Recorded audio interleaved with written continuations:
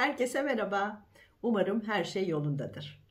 Artık biliyoruz ki evrende her şey titreşiyor ve çekim yasası da titreşime bağlı olarak işliyor. Hayatımızın her anında enerjiye yiyoruz. Evren de bu enerjiyi algılayarak bize benzer frekansta olaylar getiriyor. Yani ben hangi frekanstaysam o frekanstaki olayları hayatıma çekiyorum. Şükürdeysem hayatımda güzel olaylar gerçekleşiyor. Mutsuzsam, hep negatif düşünüyorsam hayatıma daha da fazla olumsuzluk çekiyorum. Her şeyden şikayet ediyorsam, üzgünsem daha da şikayet edeceğim, üzüleceğim olaylarla karşılaşıyorum. Bu yüzden bizi aşağı çekecek duygulara kapılmamak ve böylece frekansımızı yüksek tutmak önemli. Biliyorsunuz çakralar bedenimizdeki enerji akışını düzenliyor, fiziksel ve ruhsal sağlığımızı korumamıza ve dengede kalmamıza yardımcı oluyor. Ancak bazı duygular çakralarımızı bloke ederek bu enerji akışını kesintiye uğratıyor ve frekansımızı düşürüyor. Daha önce her çakra için ayrı ayrı hazırlamış olduğum videolarda hangi duygunun hangi çakrayı bloke ettiğini ayrıntılı olarak anlatmıştım. Bu videolara erişebileceğiniz linki bir yerlere bırakırım. Bugün bu ayrıntılara girmeden tüm çakralarımızı etkileyen duygulara bir bakalım istedim. İlk olarak korku var.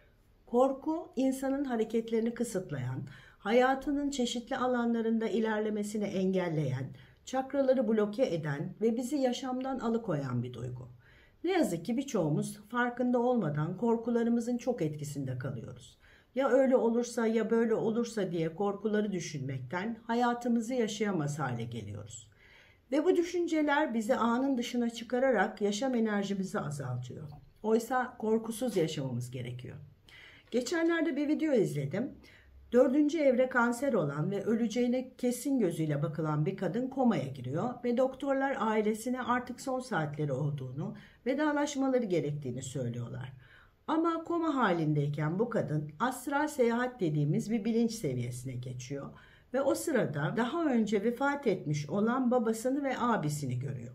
O anda muhteşem bir huzur ve birlik hali hissediyor. Ve babası ona şimdi gerçeğin ne olduğunu biliyorsun, senin ölme zamanın gelmedi, git ve korkusuzca yaşa diyor.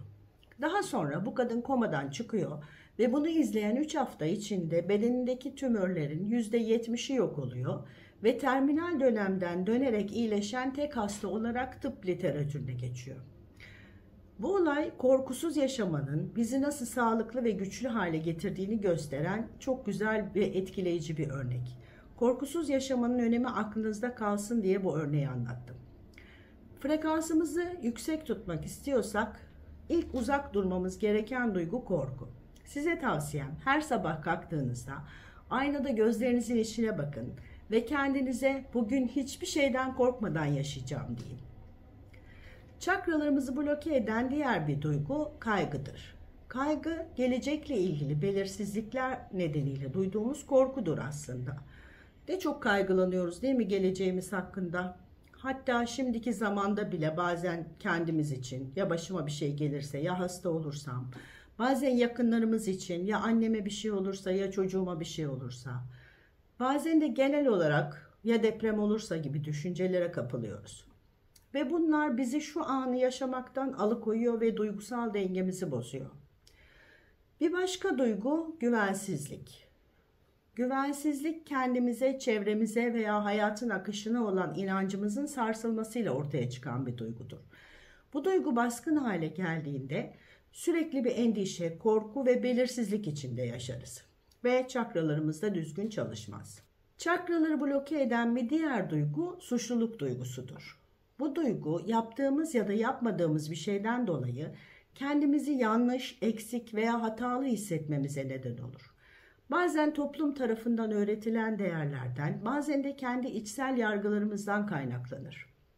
Ancak sürekli ve yoğun bir şekilde hissettiğimizde enerji bedenimizi olumsuz etkiler ve dengesizliklere yol açar.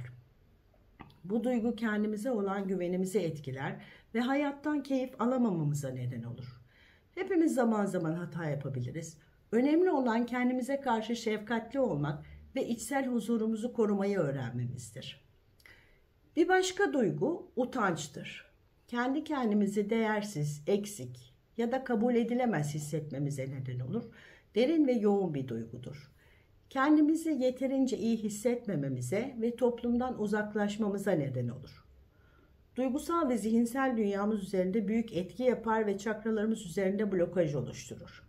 Bir diğer duygu yetersizlik hissidir. Kendimizi başarısız hissetmemize neden olan güçlü bir duygudur.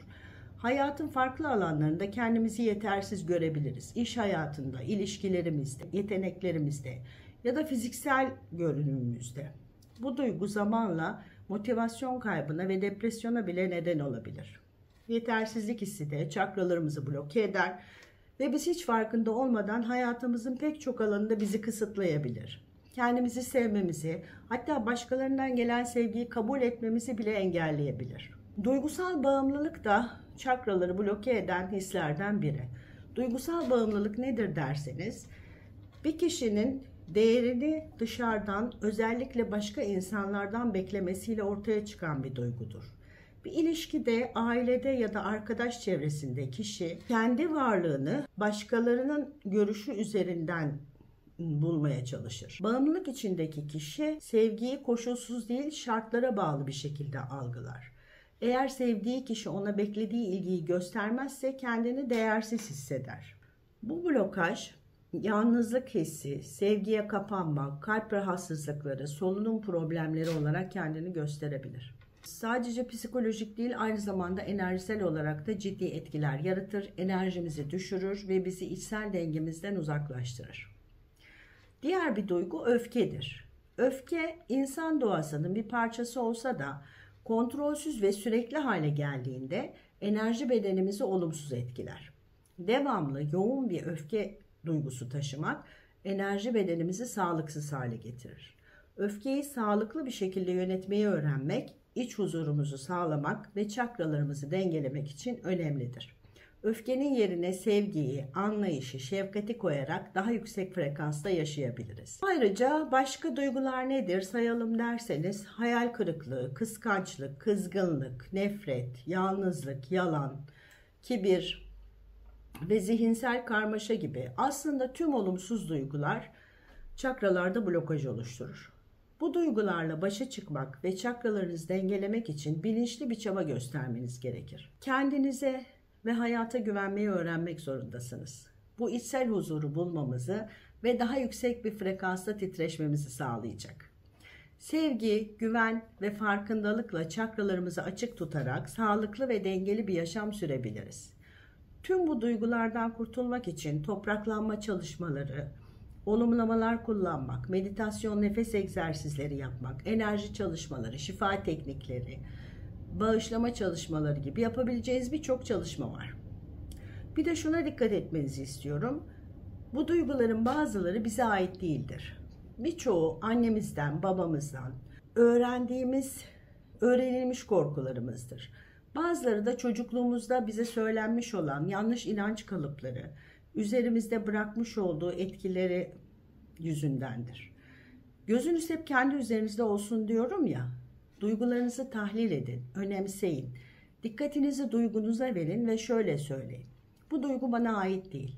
Sonra sorun, bu duygu kime ait? Ama cevap bulmanız gerekmiyor. Hemen sonra şöyle söyleyin. Bu duygu kime aitse içine sevgi ve bilinç katarak ait olduğu kişiye gönderiyorum. İşte bu da olumsuz bir duygu hissettiğinizde uygulayabileceğiniz küçük bir teknik. Dilerim hayatınıza katkısı olan bir video olmuştur. Siz de bana katkıda bulunmak isterseniz kanala abone olup videonun beğen tuşuna basabilirsiniz, yorum yapabilirsiniz. Sevgiyle kalın, sevgide kalın.